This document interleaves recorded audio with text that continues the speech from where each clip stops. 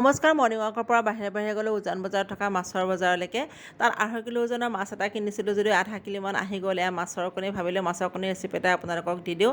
এয়া মাছৰ কণীখিনি সৰু সৰুকৈ কাটি লোৱা পিঁয়াজ, এটা বিলাহী, কেইটামান নৰসিংহৰ পাত, কেইফুটামান নহৰু, এটা কেঁচা জলকীয়া সৰু সৰুকৈ কাটি দিছোঁ। আপোনালোকে ইচ্ছা কৰিলে ভোট জলকীয়াও দিব পাৰে, মই দিয়া নাই। হালধি, সোৱাদ অনুসৰি নিমখ আৰু অকণমান মিঠাতেল দি পেলাই সানি লৈছোঁ। ধনিয়া বা মান ধনিয়াৰ পাত থাকিলে দিব পাৰে, মোৰ নাছিলে কাৰণে দিয়া নাই। কলপাত এখন ভালদৰে ধুই গেছৰ জুইত সেকি লৈছোঁ আৰু মাছৰ কণীখিনি দি তাৰ ওপৰত আৰু এখন কলপাত দি পেলাই এয়া খুব ধুনীয়াকৈ টোপোলা এটা কৰি লৈছোঁ। আনহাতে গেছত পানী অকণ গৰম হ'বলৈ দিছিলোঁ। ষ্টেণ্ড এডাল দি পেলাই টোপোলাটো দি ঢাকনিখন লগাই 10 মিনিট সময় থাকিব দিছোঁ। 10 মিনিট পাছত দেখিছোঁ খুব ধুনীয়াকৈ উতলি গৈছে আৰু টোপোলাটো মই আকৌ এবাৰ ওলোটাই দি পেলাই আকৌ ঢাকনিখন লগাই দিছোঁ। 15 মিনিটমান পাছত দেখিছোঁ যে পানীখিনি শুকাই গৈছে, মাছৰ কণীটো হৈ গৈছে আৰু নমাই দিলোঁ। মাছৰ কণী এনেকৈ পাতত দি খাবলৈ বহুত ধুনীয়া হয়, গোন্ধটো খুব ভাল লাগে।